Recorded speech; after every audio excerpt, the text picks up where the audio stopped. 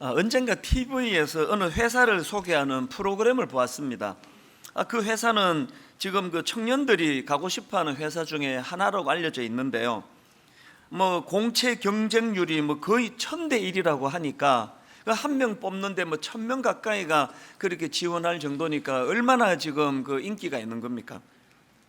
왜 청년들이 그렇게 가고 싶은 회사가 되었나 보니까 참 사람을 귀하게 여기는 그 회사 정신 때문인 것 같습니다. 우선 그 직원들의 복지가 참 놀랍는데요. 그 회사에는 정년이었고 또 모든 직원들은 4년마다 자동 승진이 되고 이런 식의 사무 정책이 있습니다. 무스펙, 무징벌, 무상대평가, 무정년. 그리고 그 회사 식당이 또 대단합니다. 5성급 호텔 요리사 출신을 고용해가지고 삼시세끼를 거의 호텔 뷔페 수준이에요. 그날 화면으로도 쭉 나가는데 보니까 재료도 그렇고 하나하나가 이게 5성급 호텔에서 먹는 뷔페처럼 그렇게 직원들을 삼시세끼를 대접하고, 또 더 놀라운 거는요, 한 달에 한 번 그 식재료를 싸서 모든 직원들에게 준답니다. 가족들하고 같이 먹으라고. 그래서 그 1년에 그 회사가 직원들을 위해서 쓰는 식비가 1인당 1000만 원에 이른답니다. 이렇게 복지가 잘 돼 있으니까 젊은이들이 당연히 그 회사 가고 싶은 거 아닙니까? 그거 외에도 여러 가지 그 배려를 참 많이 하는 것을 봤는데요. 그 모든 것들이 가능했던 것은 그 회사가 갖고 있는 기본 정신. 그 회사가 갖고 있는 기본 정신이 뭐냐? 그 인터뷰에서도 그 회사 대표님이 나오셔가지고 그런 말을 하더라고요. 직원의 행복이 사장의 소명이다. 이게 너무 감동적이었습니다. 그 사장님의 소명은 돈 많이 벌어서 회사 키우는 거라고 말할 것 같은데, 그 직원이 행복해지는 게 그 사장의 소명이다. 그런 이야기를 하는 겁니다. 그 인터뷰에서도 제가 기억이 나는데요. 그 대표가 그 회사 직원들을 두고 하는 말이 제 인생에 오신 분들이잖아요. 이런 표현을 쓰는 거예요. 제 인생에 오신 분들이잖아요. 그렇기에 그 직원들이 행복했으면 좋겠다는 겁니다. 그리고 또 이런 말도 합니다. 직원들이 5는 5대로 또 10은 10대로 그들이 가지고 있는 역량을 최대한 다 쓸 수 있도록 돕는 것, 그리고 개나리는 개나리대로, 진달래는 진달래대로 가장 예쁘고 아름답게 피었으면 하는 바람이 있습니다. 그 회사 대표가 직원들에 대한 이런 따뜻한 시선을 갖고 있다가 보니까 어떻게 해서든 이것들을 부려가지고 일도 시켜가지고 빨리 회사 키워야지, 이런 생각을 갖고 있는 것보다는 내 인생에 들어온 분들이잖아요. 저는 그날 굉장히 마음에 도전이 됐습니다. 저도 저 나름대로 그 직원들한테, 우리 교역자들한테 잘한다고 그런 생각을 해왔는데요, 그런 생각했던 것 자체가 부끄럽더라고요. 그렇다고 또 교회가 이거 성도님들 헌금 갖고 유지하는데 이거 보고 제가 교회 5성급 요리사 출신 직원을 고용하고 호텔 뷔페식으로 대접하고 그렇게 하면 또 안 되지 않습니까? 그러나 이분의 어떤 그 사람을 귀하게 여기는 그 정신, 이게 참 배워야 될 점이라고, 저녁 늦게까지 그날 잠을 좀 뒤척뒤척 하면서 많은 생각을 하는 그런 시간을 가졌었습니다. 제가 오늘 본문을 묵상하다가 그날 밤이 떠오른 이유가 있습니다. 지난주에도 말씀을 드렸지만 로마서는 교리서입니다. 교리서라면 그 앞에 나오는 15장까지로 딱 끝내는 게 깔끔하고 모양새가 좋습니다. 방금 여러분이 그 본문을 쭉 읽어보셔서 알지만 그 생전에 처음 들어보는 사람 이름이 쭉 열거되는 이게 이 교리서라는 그 로마서에 이게 좀 어색하기도 하고 이렇게까지 이 누군지도 모르는 이름을 여기 넣어야 되나? 그런 생각이 들게도 만드는 그런 16장이지만, 그러나 저는 사도 바울이 아주 논문 쓰듯이 15장으로 깔끔하게 끝내질 않고 거기에 자기가 사역할 수 있도록 도와준 많은 사람들의 이름을 열거하고 그들에게 고마움을 표하고 또 그들에게 문안하라고 부탁하는 그런 모습이, 아까 그 회사에서 그 직원의 행복이고 사장의 소명이다, 이런 생각하고 이것이 좀 맞닿아 있지 않을까, 그런 생각이 들었기 때문에 제가 그 TV 프로그램이 생각이 불쑥 난 거거든요. 그러고 보면 사도 바울은 사람을 귀하게 여기는 태도를 갖고 있었고, 뿐만 아니라 사람 때문에 참 행복했던 그런 분이었겠다, 그런 생각을 합니다. 오늘 본문 로마서 16장 3절과 4절에도 보니까 너희는 그리스도 예수 안에서 나의 동역자들인 브리스가와 아굴라에게 문안하라. 그 다음 보세요. 그들은 내 목숨을 위하여 자기들의 목까지도 내놓았나니. 이 브리스길라와 아굴라 이 부부도 대단한 헌신이지만요, 전 이런 생각을 합니다. 사도 바울이 이 부부를 얼마나 따뜻하게 다가가고 마음으로 그들을 섬겼으면 이런 생각까지 하겠냐고요. 그저 뭐 대사도라고 큰 교회 목사 되면은 나 이찬수 목사 위에 난 목숨도 내놓을 수 있어, 이렇게 하는 거 아니잖아요. 그래서 이런 생각을 해봅니다. 혹시 여러분 쭉 자기 인생을 돌아봐 가지고요, 누군가가 이 두 부부처럼 여러분을 위해서라면, 저 김집사를 위해서라면, 저 권사를 위해서라면 난 죽을 수 있어, 이렇게 진실되게 말할 수 있는 사람이 한 명만 있으면 여러분 인생 실패하지 않았습니다. 그런 분이 있는지 한번 생각해 봐 주세요.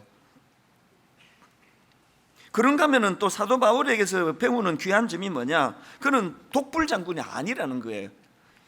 하나님이 자기를 큰 종으로 세웠다고 막 거들먹거리고 막 니들 돈 필요 없어, 난 다 할 수 있어, 이런 부류의 사람이 아니에요.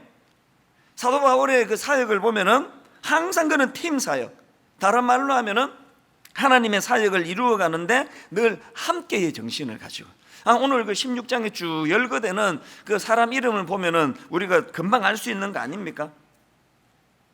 그래서 여러분, 교회는요 이처럼 사람이 곧 재산이에요. 사람이, 그 사람이 내는 헌금이 재산이 아니고요, 그 사람이 재산이에요.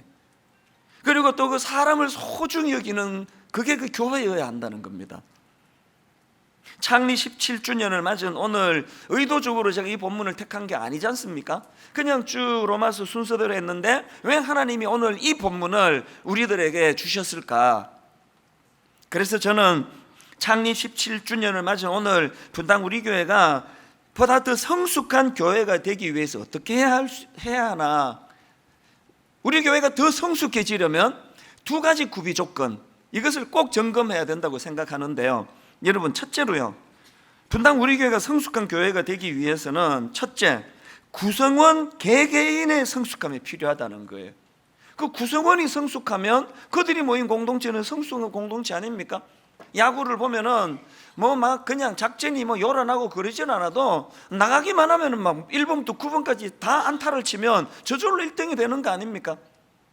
이런 의미에서 우리 개개인이 하나님 앞에서 성숙해져야 되는데요, 제가 오늘 본문 그 사도행전 16장을 쭉 보면서 그 지도자인 사도 바울도 대단한 분이지만요, 이 본문에서 열거되는 그 이름 하나하나 이분들이 안 알려졌다는 것 뿐이지 다 너무나 대단한 분들이더라고요.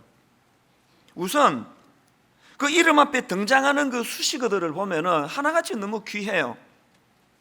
지난주 소개해드렸던 베베라는 여성에 대해서는 그 앞에 어떻게 소개가 됐습니까? 1절을 한번 보시겠습니까? 내가 갱그레아 교회의 일꾼으로 있는 우리 자매 베베를 너희에게 추천하노니, 한 지역교회에서 참 아름답게 헌신하는 모습을 보여준 분이 베베라는 여성이고요. 그런가 하면 6절을 보십시오. 그 이름 앞에 수식어들이 어떤 게 나오는지 한번 보십시오. 너희를 위하여 많이 수고한 마리아에게 문안하라. 7절, 내 친척이요 나와 함께 갇혔던 안드로니고와 유니아.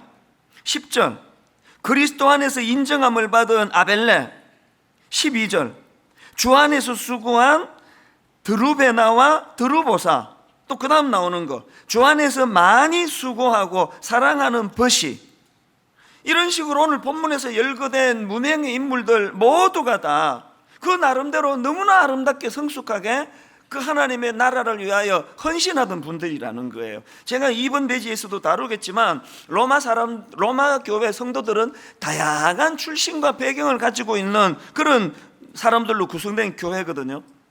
인종적으로는 유대인도 있었고 이방인도 있었고 사회 신분적으로는 노예도 있었고 자유인도 있었고, 그런가 하면은 그 당시에 무시당하던 여성도 있었고 남성도 있었고 다양한 출신 배경이 있는데 그 모두가 다 너무나 아름다웠던 게요, 노예는 노예대로, 귀족은 귀족대로, 가진 자는 가진 자대로, 못 가진 자는 못 가진 자대로 다 그 안에서 자기가 할 수 있는 일들을 기뻐하면서 헌신하는 그런 모습을 보였다는 것입니다.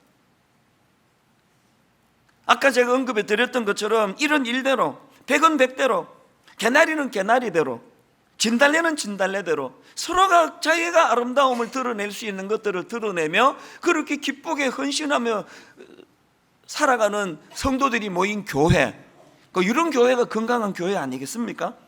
저는 이런 로마 교회의 모습을 쭉 보면서 불쑥 모세가 떠올라졌는데요, 여러분 다 아시지만 하나님께서 그 당시 모세는요, 사람 죽이고 도망가가지고 양이나 치고 있던 그런 상황인데, 하나님이 그 초라한 모세를 지도자로 불러주시는데, 하나님이 모세를 지도자로 부르시는 과정에서 질문을 하나 던집니다. 무슨 질문을 던지는가 보니까 출애굽기 4장 2절입니다. 여호와께서 그에게 이르시되 내 손에 있는 것이 무엇이냐? 그가 이르되 지팡이니이다. 이게 너무나 의미가 있는 말씀이에요. 양치는 사람이니까 당연히 지팡이, 이건 뭐 대단한 사람만 들고 있는 게 아니잖아요. 그리고 어디서나 구할 수 있는 게 지팡이 아닙니까? 하나님이 내가 니를 막 이스라엘 민족의 지도자로 쓰려고 하는데 니 그래갖고 안 된다, 또 있는 것도 내놔봐, 뭐 있어? 한번 내놔봐, 꺼내봐, 이거 아니에요. 네 손에 있는 게 뭐냐? 지팡이입니다. 그랬더니 하나님이 그 모세의 대답을 들으시고는 17절을 보세요.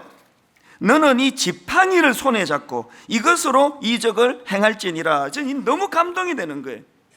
지금 하나님은 모세를 통해 어마어마한 일을 이루시기를 원하시는데 모세가 가진 그 대단한 걸 원하지 않으십니다. 네 손에 뭐가 있니? 지팡이입니다. 그 지팡이를 가지고 뭘 하라는 거예요? 하나님의 놀라운 이적을 행하라는 겁니다.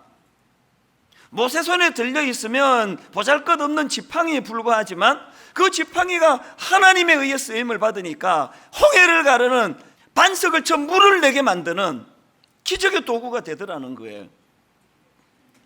이런 점에서 여러분, 우리 모두가 다 자기를 돌아보고 점검해야 하고 또 반성해야 되는데요, 저는 하나님께서 네 손에 들린 게 뭐니? 지팡이입니다. 이 구절을 보는데 오병이어의 기적의 그 도구, 어린아이의 도시락이 생각이 나는 겁니다. 요한복음 6장 8절 9절입니다. 너무너무 많은 사람들이 모여 있는데 지금 저들에게 뭘 먹여야 되는데 어떻게 해야 되느냐 그랬더니 제자 중 하나가 이렇게 말합니다. 6장 8절, 제자 중 하나고 시몬 베드로의 형제 안드레가 예수께 여짜오되 여기 한 아이가 있어 보리떡 5개와 물고기 2마리를 가지고 있나이다. 그러나 그것이 이 많은 사람에게 얼마나 되겠사옵나이까?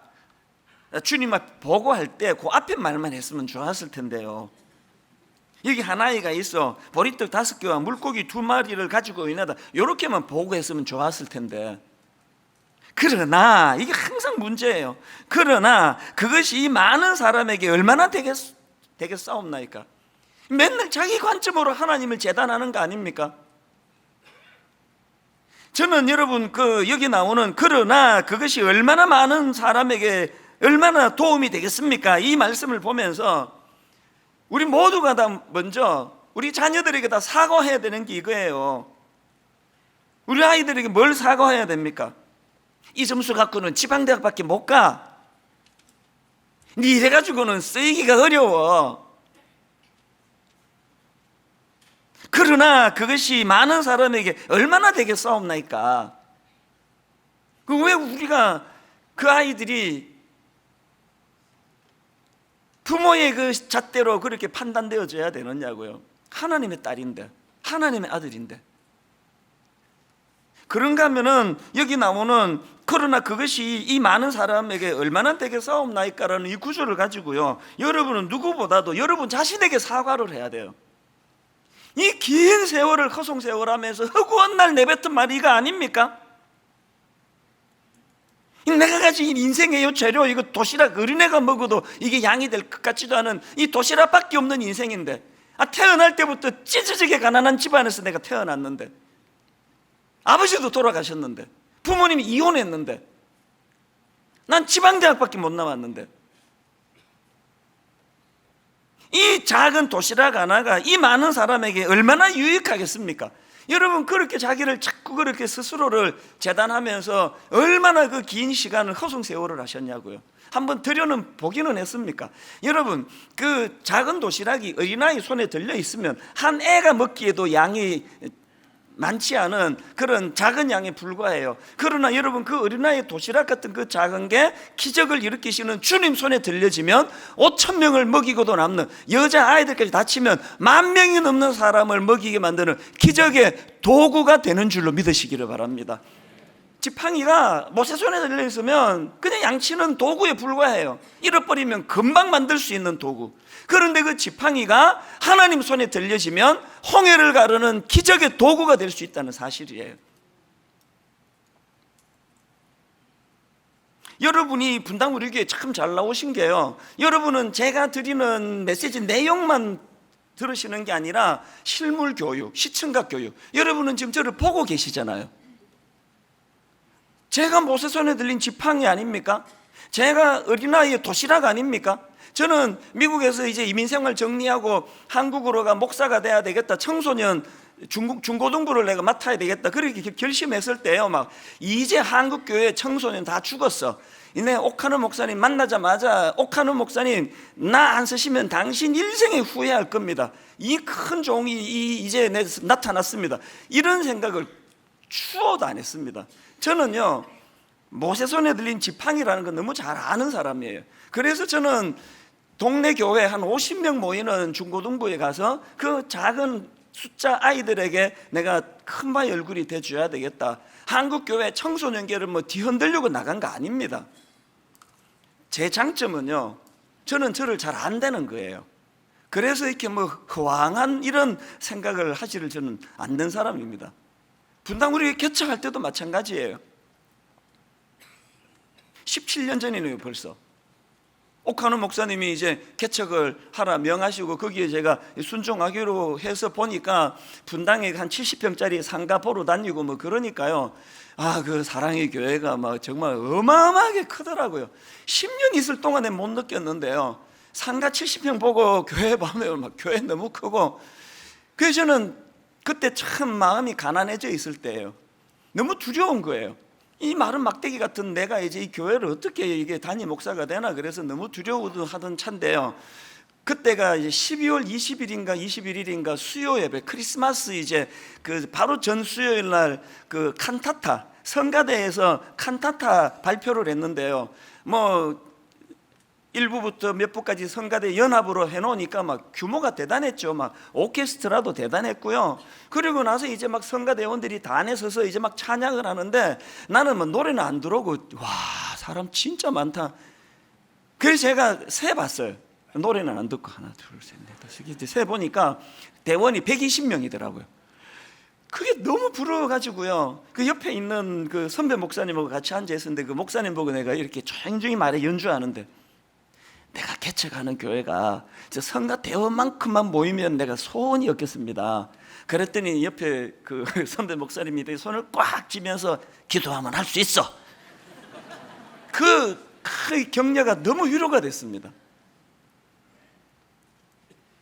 120명이 과연 모일까? 나 같은 게 목회를 하는데 그렇게 부들부들 떨면서 막대기 같은 제가 목회를 시작했는데, 오늘날 분당 우리 교회 되어지는 모든 것을 보면서 막대기가 잘나서 이렇게 됐다고 생각하는 분 아무도 없을 거 아닙니까? 여러분이 이 교회 오셔가지고 제가 전하는 입술로 전해지는 메시지도 여러분이 들으셔야 되지만 항상 여러분은 저를 보셔야 돼요. 이찬수 목사, 어린애 도시락 같은 저 사람, 모세 손에 들리지 막대기 같은 저 사람, 저런 사람도 하나님 손에 제대로 들려지면 하나님 일하시는구나, 그게 분당 우리 교회구나.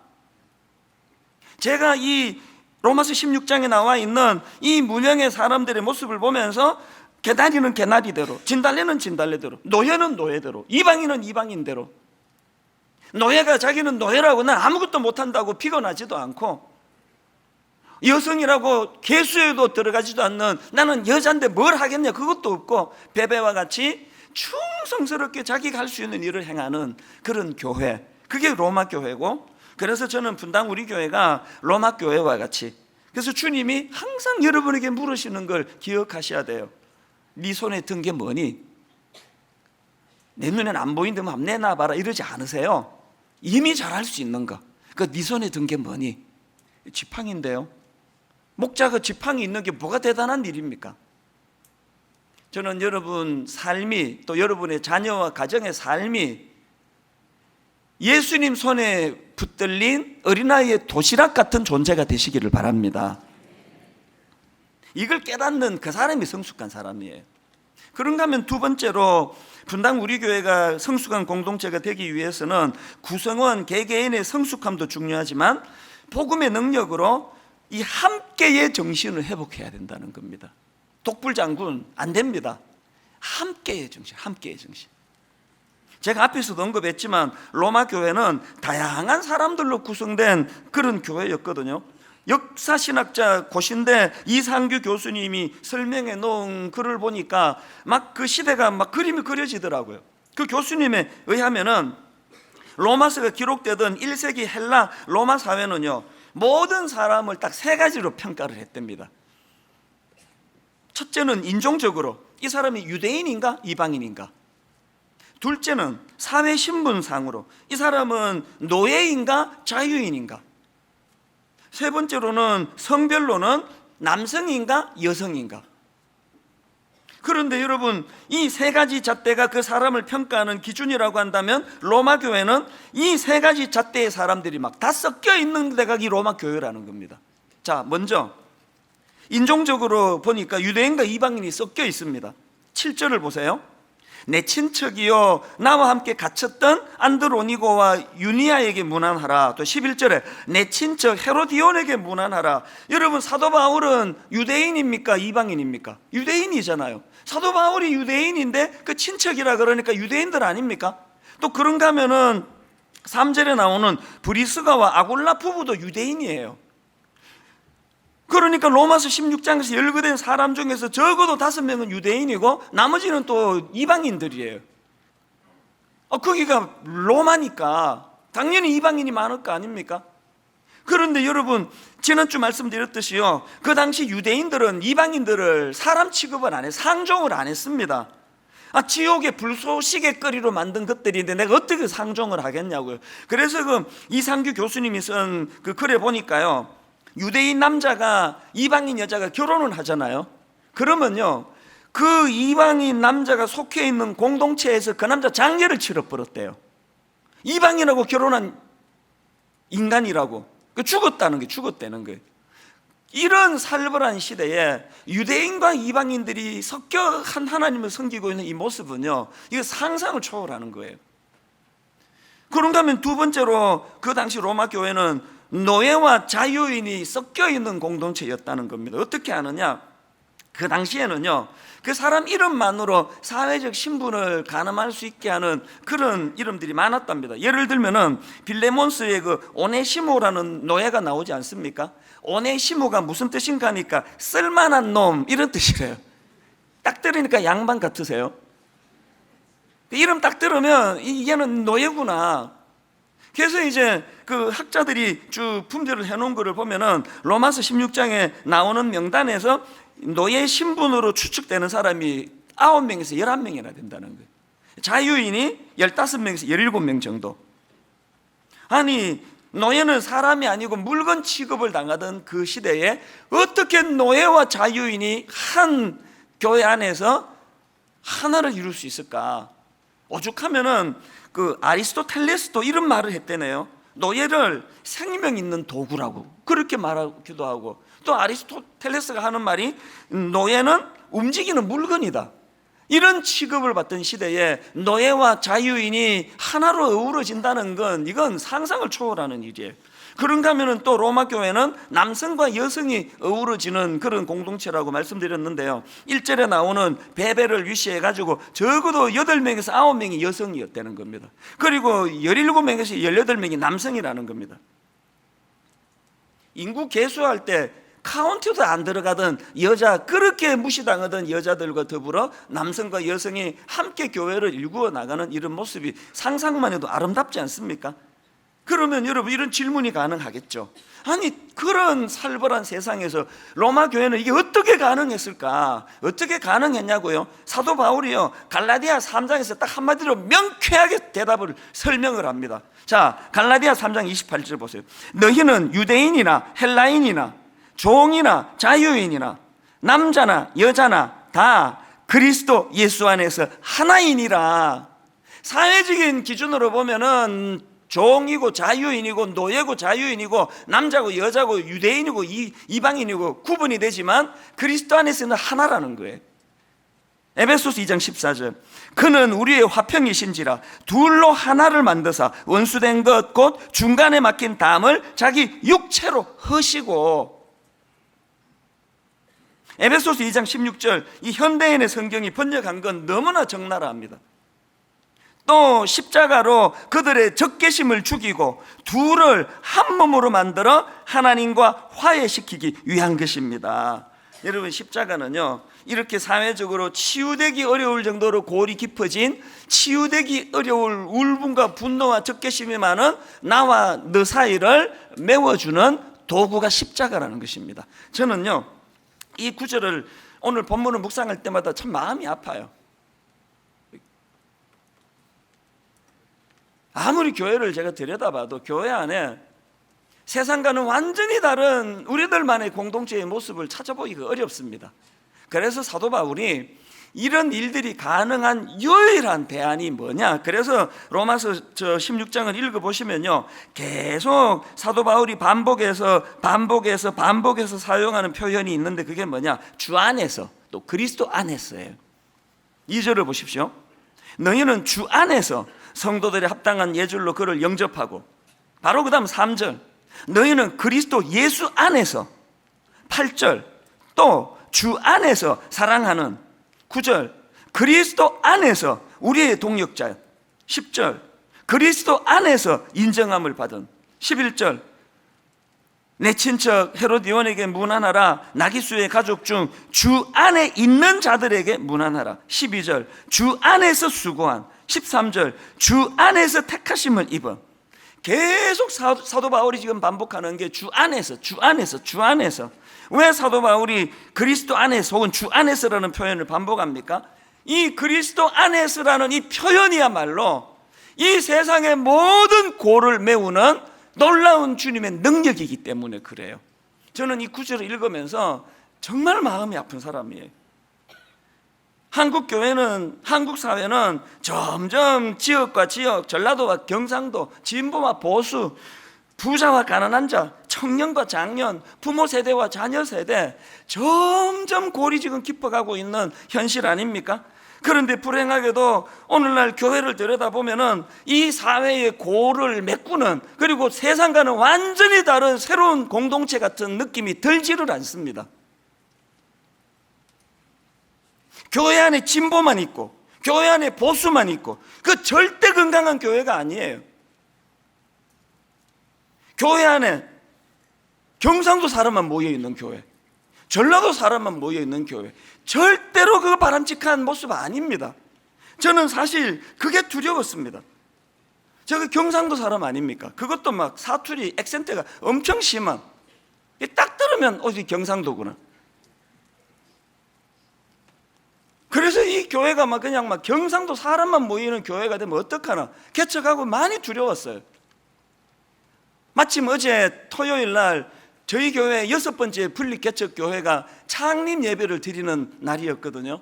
그 제가 내일 전할 말씀을 쭉 정리를 하는데 뭉클해진 대목이 하나 있었습니다.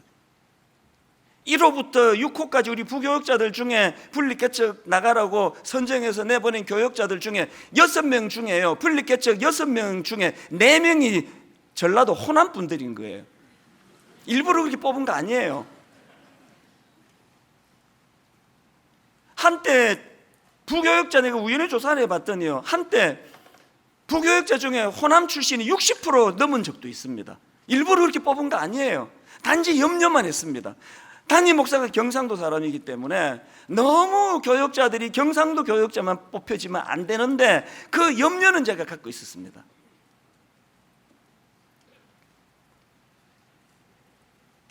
저희 교회는 경상도 사투리 있으면 좀 불이익을 당해요. 예배 사회도 안 맡겨요.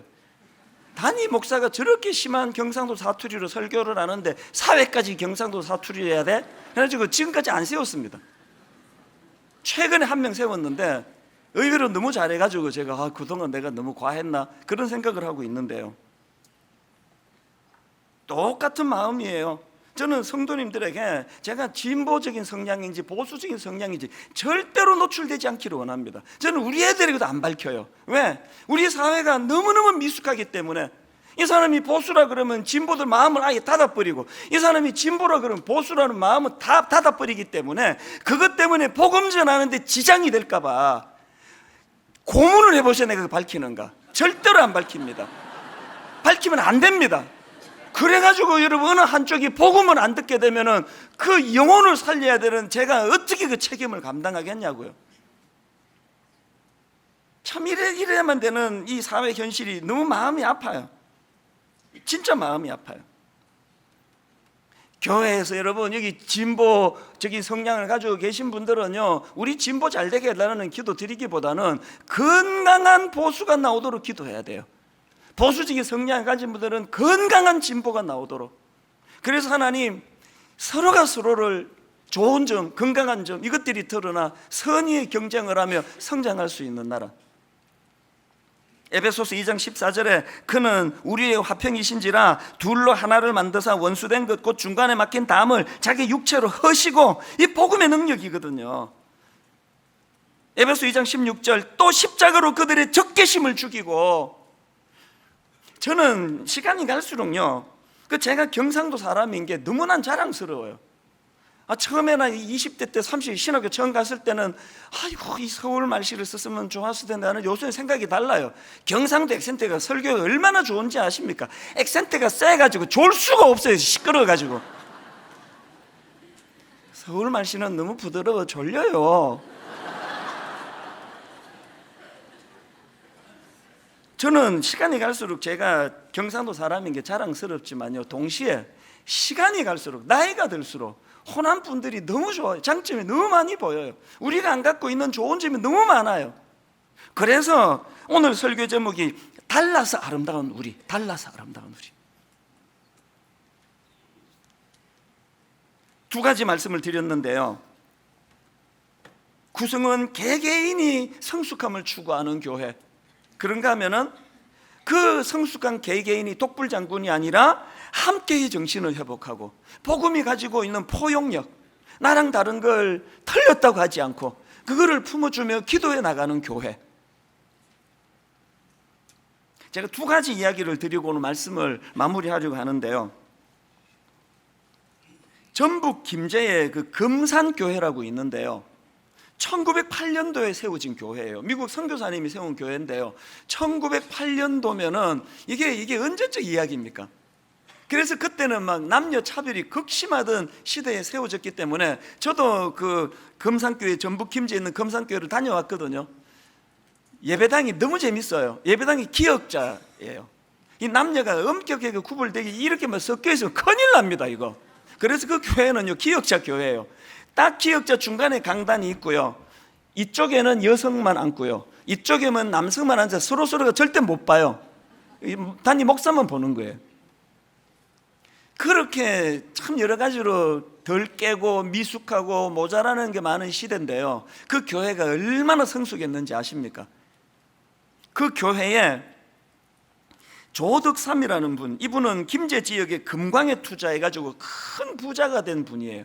어마어마한 부자인데요, 이분이 예수를 믿게 된 거예요. 그래서 이제 이 금산교회에 출석을 하는데요, 그 집에 그 머슴이자 마부 이자익이라는 분도 전도를 받았나 봐요. 그 머슴도 지금 같은 교회를 다니는 거예요. 근데 문제가 생긴 겁니다. 교회가 이제 막 성장을 하니까 장로를 뽑아야 되는데요, 장로 투표를 했는데 주인은 떨어지고 머슴이 장로가 된 거예요. 요즘 같아도 굉장히 기분 나빠할 텐데요, 1900년, 1900년대. 모든 교회가 이제 초비상이에요. 왜?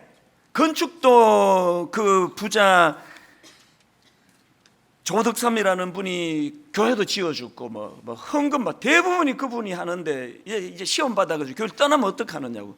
그런데 이 조덕삼이라는 이 부자분이 대단한 분이에요. 그 염려를 다 알고요, 공개적으로 말했답니다. 비록 집에서는 내 머슴이지만 교회 장로로 깍듯이 모시겠다고. 그렇게 교회가 평안해졌는데요.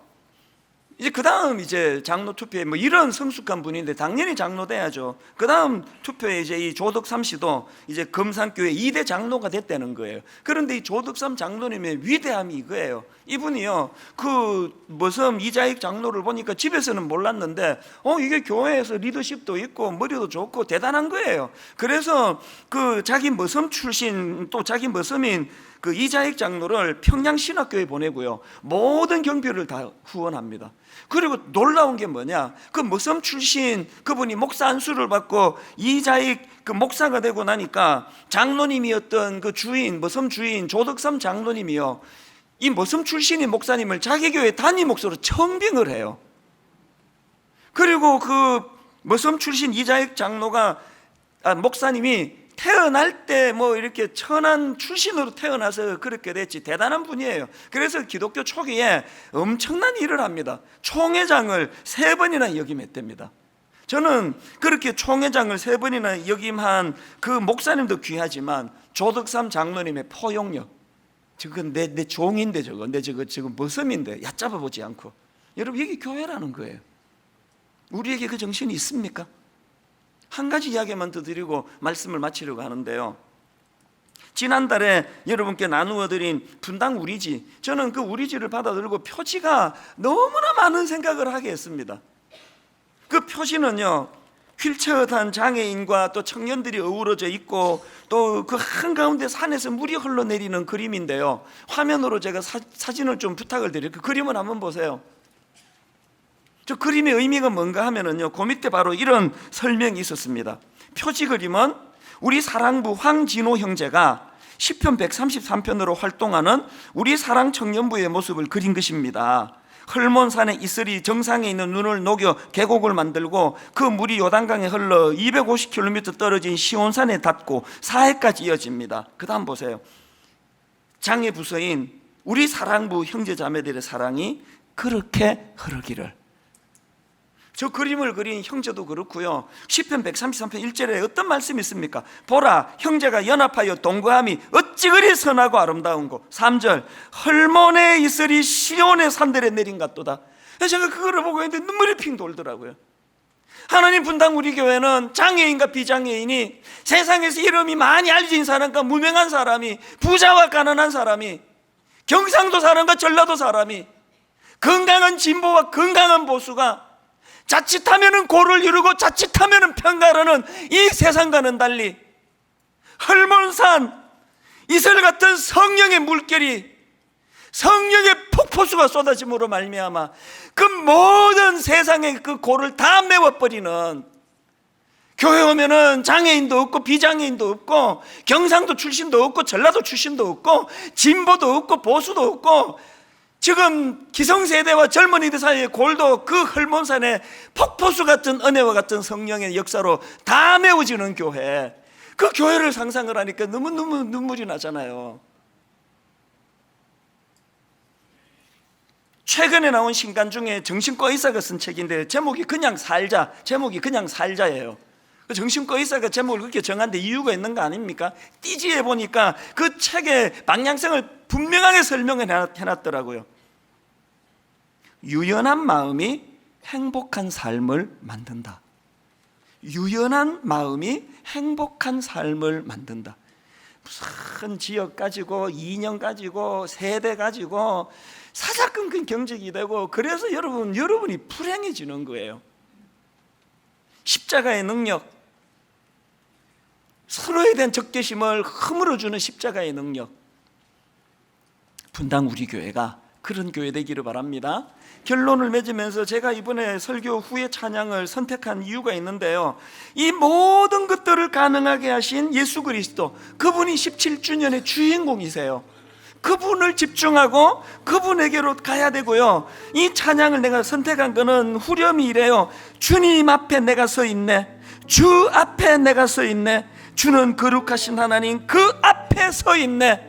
그 주님 앞에 내가 서 있을 때 누구를 향한 편견, 누구를 향한 업신여기는 마음, 누구를 향한 깊은 골 다 사라지고 헐먼 산의 폭포수 같은 성령의 역사가 우리를 회복시켜 주실 줄로 믿습니다. 오늘 말씀을 기억하시면서 우리 찬양을, 가사를 생각하며 한번 불러보시면 좋겠습니다. 아름답고 놀라운 주 예수, 말로 할 수 없네. 여러분, 그 하나님의 아름다우심, 주님의 놀라우심, 그 청량할 수 없는 위엄, 주님과 같은 분 없네. 한없는 그 지혜와 사랑, 그 누구도 다 알 수 없네. 아름답고 놀라운 주 예수,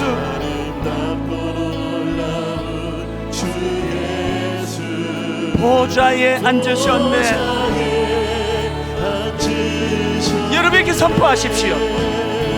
주님 앞에 내가 서 있네. 주 앞에 내가 서 있네. 주는 거룩하신 하나님, 그 앞에 서 있네.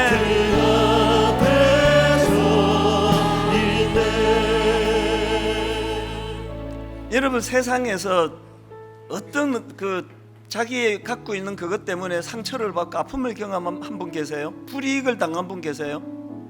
교회는 그렇게 받은 상처가 치유되는 곳이에요. 그렇게 세상에서 상처받아 치유하러 온 사람에게 너 어디 출신이야? 너 진보야 보수야? 너 나이 몇 살이야? 이런 걸로 더 깊은 고를 만들어주는 거는 그건 범죄 행위예요.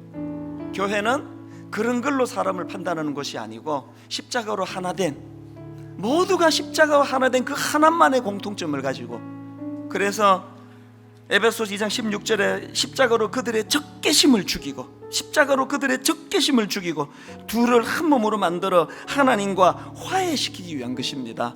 이 말씀이 구현되는 그런 분당 우리 교회 되기를 바랍니다. 제가 잠깐 기도하고 하나님 앞에 17주년 헌금을 드리기 원하는데요, 이 헌금이 바로 이런 데 쓰임 사용이 될 수 있도록 하나님께 은혜를 구합니다. 같이 기도 드리시겠습니다. 하나님 아버지, 17주년 된 오늘 감사한 것도 많고 기쁜 것도 많지만 아버지, 아직도 해야 될 일이 너무 많아 마음이 무겁습니다.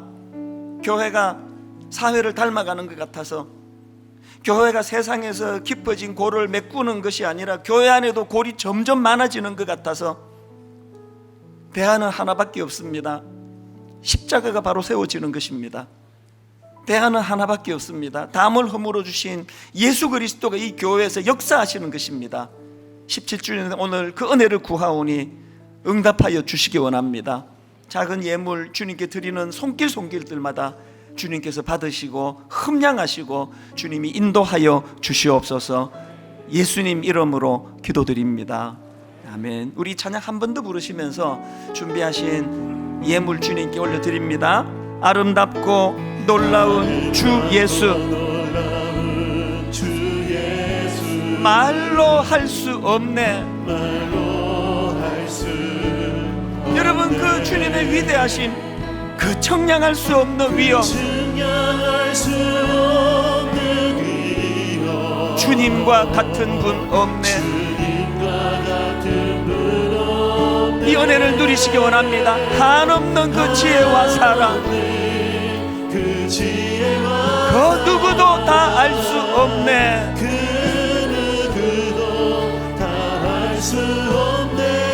아름답고 놀라운 주 예수,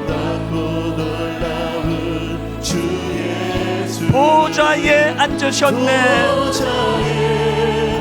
소원을 가지고 믿음을 가지고 선포하기 원합니다. 주님 앞에 내가 서 있네. 주 앞에 내가 서 있네. 주는 거룩하신 하나님, 그 앞에 서 있네. 주님 앞에 내가 서 있네.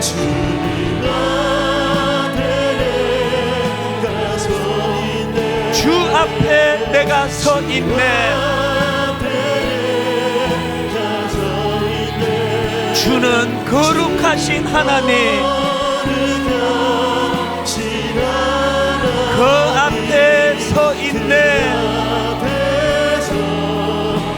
십자가, 십자가,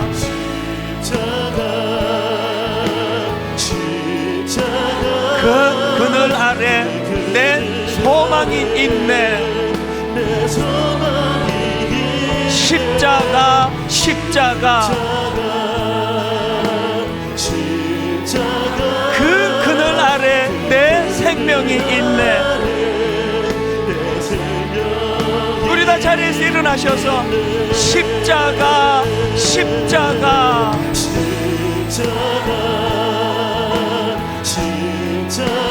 그 그늘 아래 내 소망이 있네. 십자가, 십자가,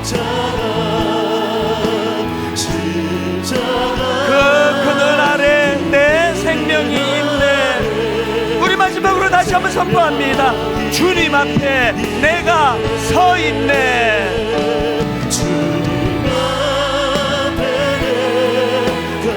십자가를 붙들고 주 앞에 내가 서 있네. 주는 거룩하신 하나님, 그 앞에 서 있네.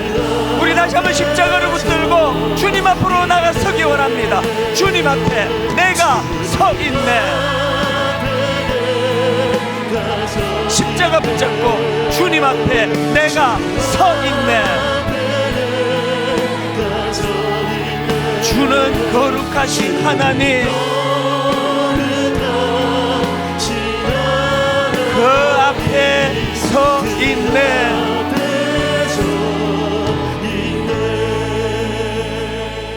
두 갈래로 기도하기 원하는데요. 세상에서 받았던 상처, 가난한 것 때문에, 경제적인 어려움으로 업신여긴 당했던 거, 나를 초라하게 몰아붙였던 거, 기능만 가지고 나를 대하는 거, 이런 것들로 나를 함부로 판단하는 세상, 아버지, 이런 많은 상처를 세상에서 받았는데 오늘 온전하게 십자가 아래에서 십자가로 그들의 적개심을 죽이고, 그리고 또 아버지, 나는 누구와 관계가 지금 불편해져 있는데 하나님, 이것이 회복이 잘 안 됩니다.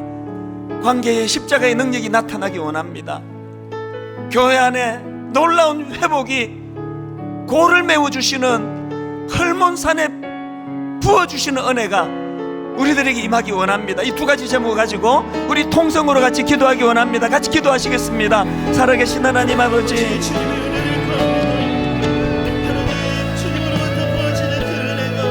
아버지 하나님, 우리 안에 있는 그 신경 가운데 하나님의 은혜로 충만해지며 채워질 수 있기를 원합니다. 깨어진 관계 위에, 아버지, 분열된 관계 위에, 생각 위에 그리스도의 보혈과 그리스도의 은혜로 채우사 아버지 하나님 아버지, 분당 우리에게는 성숙한 교회가 되기를 원합니다.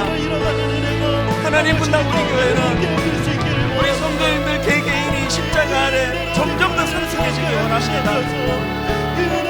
노예는 노예의 자리에서, 자유인은 자유인의 자리에서, 유대인은 유대인의 자리에서, 이방인은 이방인의 자리에서, 남성은 남성의 자리에, 여성은 여성의 자리에서 그래서 내게 맡겨진 사명을 묵묵히 잘 감당하는 성도들이 모인 교회가 되기를 원합니다. 그런가 하면 하나님,